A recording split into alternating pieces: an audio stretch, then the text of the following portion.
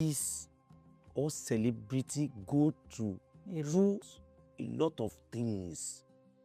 But Nollywood comic actor, better known as Okele, has revealed the reason behind his recent decision to give up his car and start using public transportation. In a candid interview on Behind the Fame TVs, the actor disclosed that he sold his car due to financial difficulties.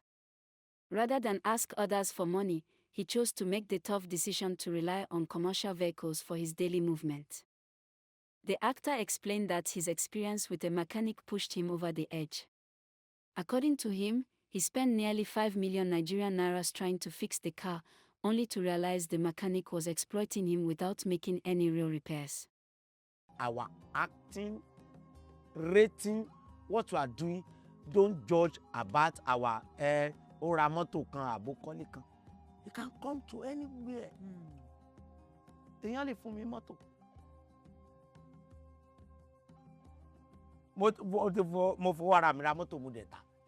So mo dẹ̀ ń gbọ́ kadà káàkiri, mo dẹ̀ ń gbé Uber káàkiri. So mo dẹ̀ kí n tó rà. ta mọ́tò yẹn náà. Mi lè máa tọrọ owó káàkiri náà ni, but ẹ jẹ́ ká kúrò lórí gbogbo. Ẹ ní sùúrù jàre. No. Lára nǹkan tá a máa ń sọ àyín ara lé nǹkan tí mo máa ń sọ lórí ètò yìí lélẹ́yìí. Àwọn tá a bá appreciate nínú ọkàn wa, ẹ jẹ́ ká ṣe báyìí fún wọn. You brought smiles to us. Let us do like this for them. Ẹ má jẹ́ ká brush side yẹn aside. Ṣé ó yé yín nǹkan tí mo try? No. Kò ṣe pé à ń sọ ẹ máa gbọ́ gẹ́ẹ̀tì mi ni o. Lórí oríta acting tá a wà yìí, a máa yà sọ́dọ̀ àwọn oníṣẹ́ ọwọ́. Okay. Èmi máa ń mọ̀ pé wọ́n máa ń pòwe pé mẹkáníìkì máa ń gba mọ́tò ń dìyàn. Ìgbà tó ṣẹlẹ̀ sí mi ni mo mọ̀. Ó ṣẹlẹ̀ sí yín? Yà, ojú má tì mí, ojú má tì mí, ẹgbẹ́lẹ̀. Mo wá rí i pé so ó dàbí pé mi yàtọ̀ sí òpè. Téèyàn kàn lè lọ gba owó ń bẹ̀ tán máa ní ganu. Àbí yírùn. Mo ti wá so lórí pé mo fẹ́ ṣe jíà, mo fẹ́ bí 5 million tí ń lọ. Lórí mọ́tò pẹ́fẹ́ tún mọ́tò ṣe. Mo padà tà á.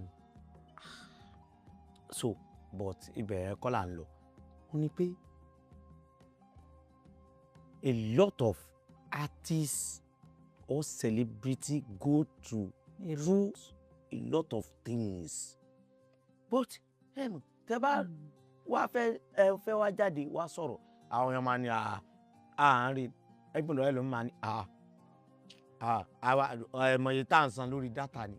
Wàá kàn máa rẹ́ ni pé dátà o. Kẹ́ máa san lórí dátà. Even though àwọn tó ń jẹ mí náà jìbìtì pọ̀. Ẹ lọ sórí social media kẹ́ lọ Google kíní Okele. Kẹ́ mọ iye Okele tó máa gbé wá fún yín tí mi mọ̀ pa ẹ̀. Mi sá lè mú àwọn yẹn náà.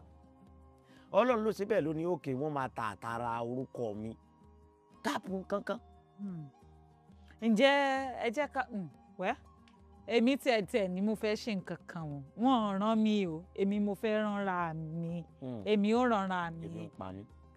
Ẹ jẹ́ kémi tiẹ̀ máa báwọn ará lé sọ̀rọ̀. Ẹ jẹ́ máa báwọn ará lé sọ̀rọ̀. Ẹ̀yin tèmi níbikíbi tẹ́ bá wà. You guys know that one of the major reasons of this show is to appreciate our wonderful talents. And one of those ways we can appreciate them is by sending a little bit of token to them, however little it is.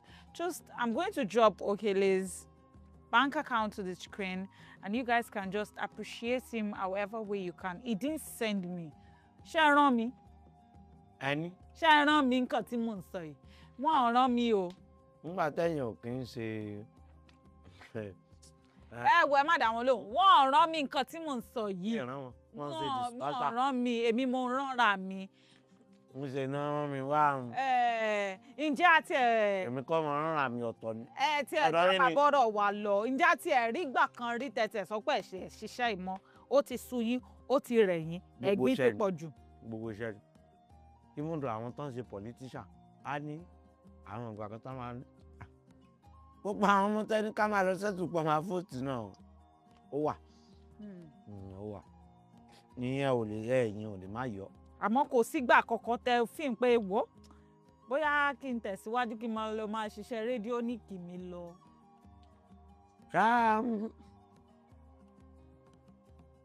Even though nígbà tí mo ló wà yẹn sí mo lè rántí ọdún yẹn